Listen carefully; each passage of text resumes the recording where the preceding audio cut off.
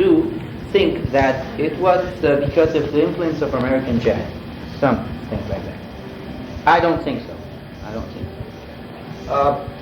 Others think that it was a phenomenon because occurred because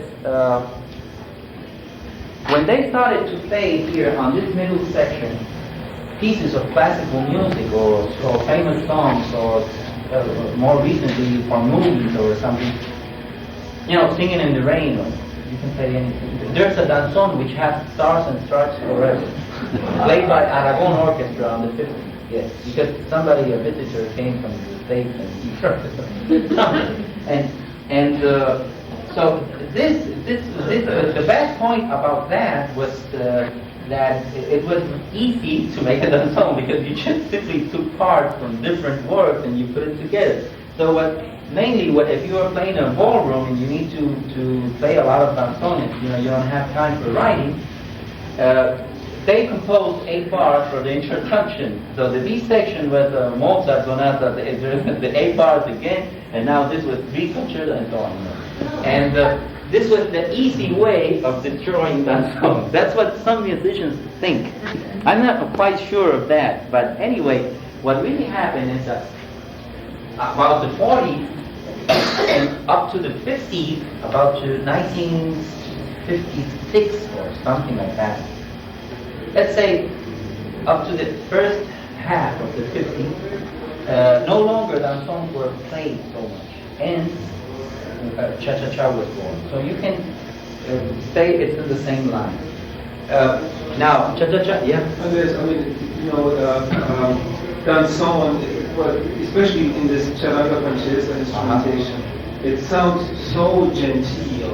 And that charanga francesa orchestration, really like the Stallone orchestra of the 19th century. It is. It is somewhat old-fashioned and antiquated and so genteel. It's just, it seems to me, historically that, it's from another time. Yes, it is. It has feudal overtones. Yeah, that's right. So, would you say cha-cha-cha came just from danzón? No, Charanga francesa? No, because look, charanga francesa is an orchestra. Danzón is a style of music. We're talking about different things. Okay. But not exactly as a result of danzón. What I mean is on the same line. That's why we played them on the same group. Cha-cha-cha was born when danzón died, something like that. And it was played by the same orchestra, which the name of the orchestra is Charanga Francesa, which has strings. So that's why it developed, as a result in some way. Do you know how the word charanga came? Yes, but I want to go back. Charanga and pachanga. Charanga, these are 2 words that came from the African language. Anyway, what it's supposed to mean, charanga is a way of playing and dancing music, and pachanga was the party. I've been waiting to have So that answer. if somebody says I'm going to make a pachanga, it means I'm going to make a party where a charanga is playing pachanga and so on. So something like that. It's very complicated. But anyway, that's the name. In French, most musicians don't agree. Why French? Nobody knows exactly. There are some opinions. I have read in some books why French. Maybe because of contradanza. It came directly from contradanza, which came from French influence. So maybe that's the reason why charanga and francesa. Maybe in Cuba anything can happen. Maybe because it was so genteel they call it French, the perfume. Anything can happen. Yes. Where did they adopt the style of Duno? Because that was done by the peasants and Yes. the danzón was for the upper class. So Exactly. when did that happen? No, it had from the very beginning. It's very interesting. That's a very interesting question because, yes, you see, that's the thing about Cuban culture. It's such a big mix. Nobody expects that some style of music can born with a musical form and with a mix of these different social elements. Even more further than that, in this question you're asking, even if we go further on, no, there were even racial differences. Not only that, I mean, we're speaking about a time where Negroes were not allowed it in the saloon, you know, where white people were playing. So can you imagine that? Most of the people who played danzón were mulattoes. So how did that happen? Nobody knows. It's Cuba, you know. Yeah. It's just the same thing. Yeah, it's very funny. It is. But it's interesting because it's a rare example. Now I'm trying to go to cha-cha-cha, and no more questions here. Usaban en las partes del danzón, usaban temas conocidos por la cantidad de danzones que tenían que tocar. Eso no Sí, muy bien. porque como tenían que Fuera. escribir, sí, tenían, he speaks Spanish and he's trying to understand it. El problema era que muchos musicólogos opinan que el danzón desapareció o declinó en su popularidad debido al hecho del facilismo, que muchos compositores tantos danzones seguidos, entonces escribían la introducción de los 8 compases, se echaban el primer y el segundo trío con un par de conciertos y allá va eso. Entonces muchos piensan que esa fue la razón de por qué se perdió. Yo no estoy seguro, eso son las opiniones, ¿no? Otros piensan que fue la influencia del teatro o del cine. Okay, so cha-cha-cha. I want you to hear an example of cha-cha-cha. The first, I think what we have here is the first cha-cha-cha written by Enrique Jorrín. I want you to feel the similarity to that song. Let's see if it's there. No, this is that song.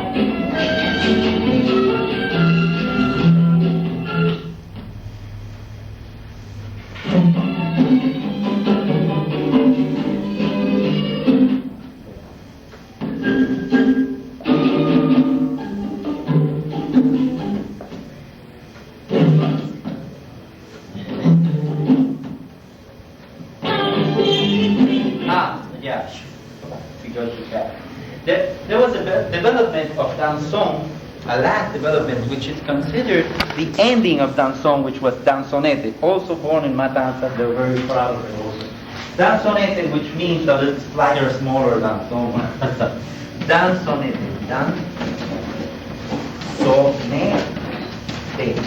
it's everything in Cuba. This is a French word. You know, danzonete. And danzonete was mainly the same danzón, but the difference was that they included a singer. In the center section, a singer.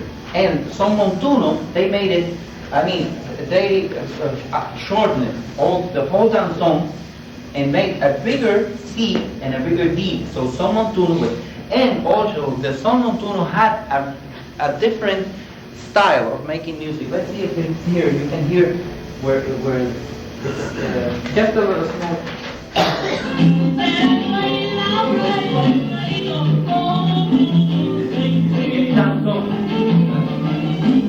Now,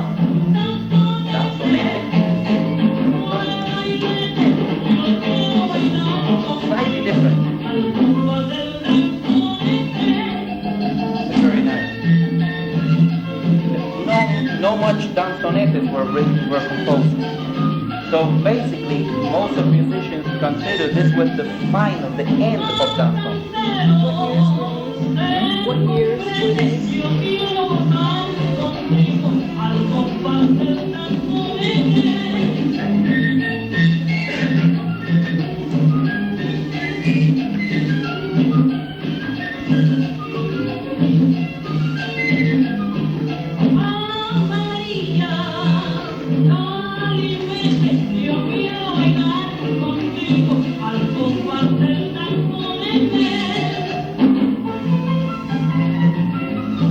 1929.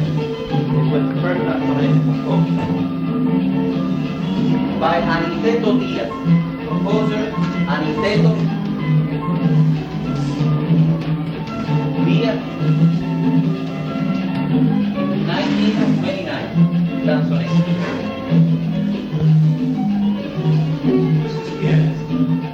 I don't know.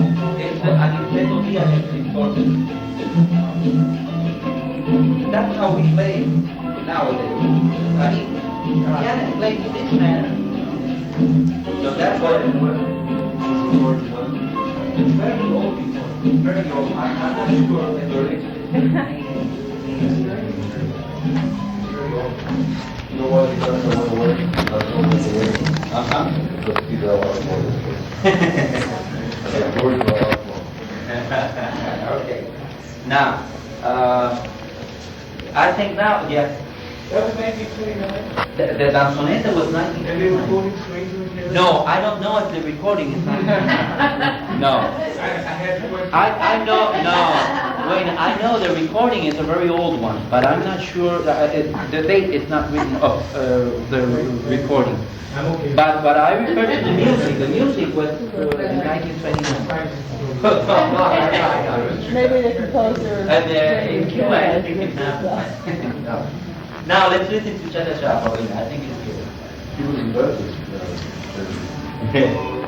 So, do you see it? Something like that. When you hear it separately, you don't notice that. But when you hear it together, it's the same orchestra. This was the first Cha Cha Cha written. I'll tell you exactly when. 1951, first Cha Cha Cha, La Engañadora, by Enrique Correa. But that's 20 years. Second section, excuse me. See, so introduction, second, but it's no longer so clear. No.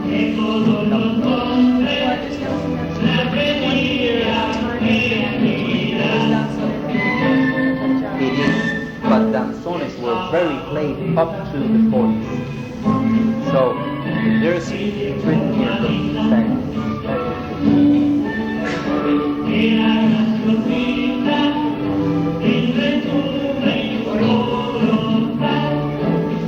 there was about 10 years where danzons were not played until the birth of, so that means 1941 to 1951 it just stopped.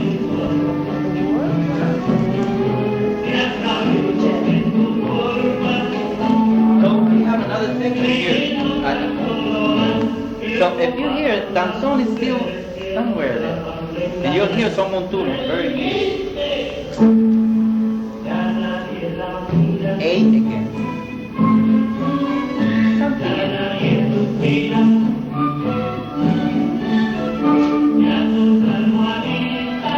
I want an ensemble that play Rico Babilón, which has I have the score. The next time maybe we look at scores. Yeah.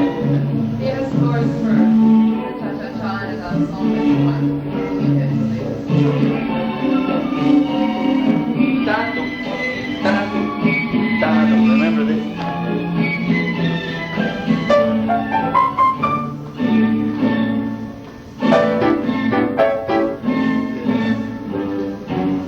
Now,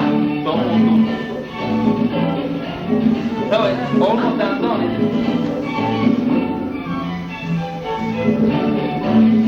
La Engañadora, the words, the lyrics are very funny because it's a lady who uses, you know, she wants to make believe that she has a lot of breath.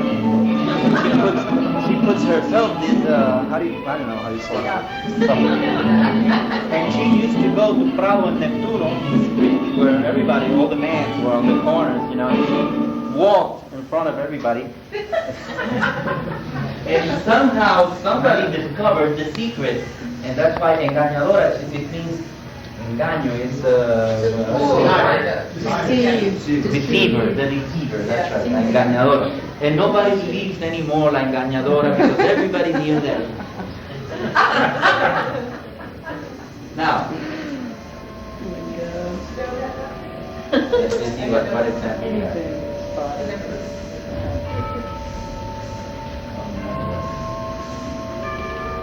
I think another Cha-Cha-Cha. Maybe so.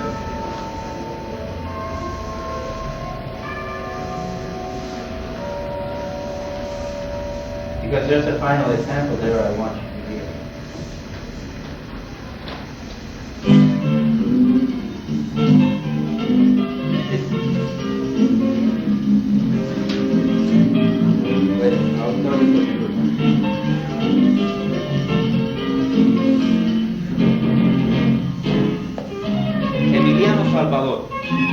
contradanza in a modern way. It's very interesting. So this is a very nice example because it comes the whole history back to the very beginning. Contradanza, French contradanza, played by a very famous jazzist, Monero. He died recently, very young. I think he was a genius. The piano.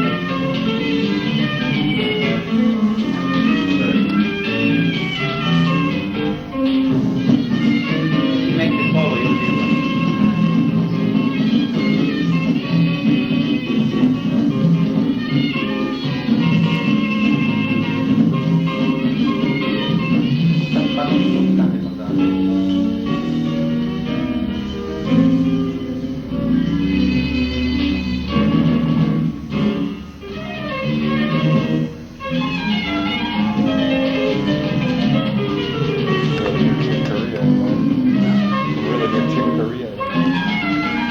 Yes, a little bit of that. That's the time, by the way.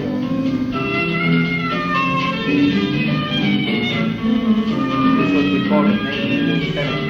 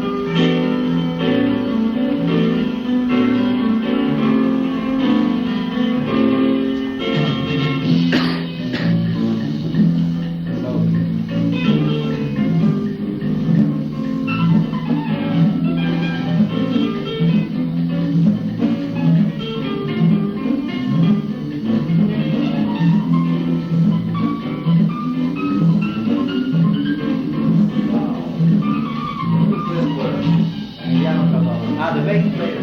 Let me give you this. I know who he is, but I don't remember his name. He's very young. We're talking about 20-year-old music.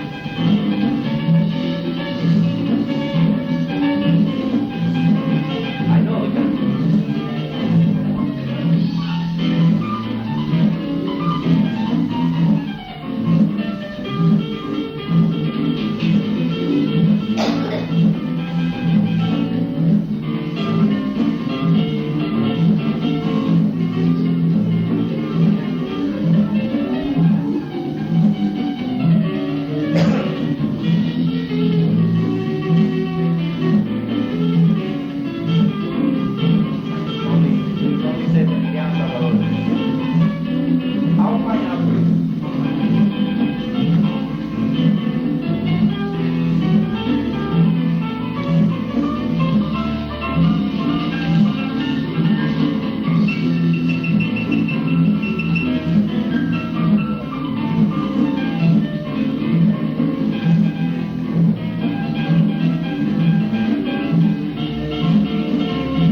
Nice to hear the whole evolution of the thing.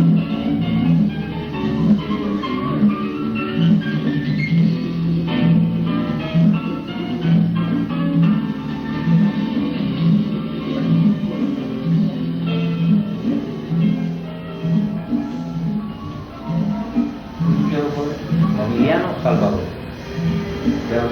¿Residir en Cancún? No. He died about 5 years. Okay, so I think we did it because I wasn't expecting to have time to.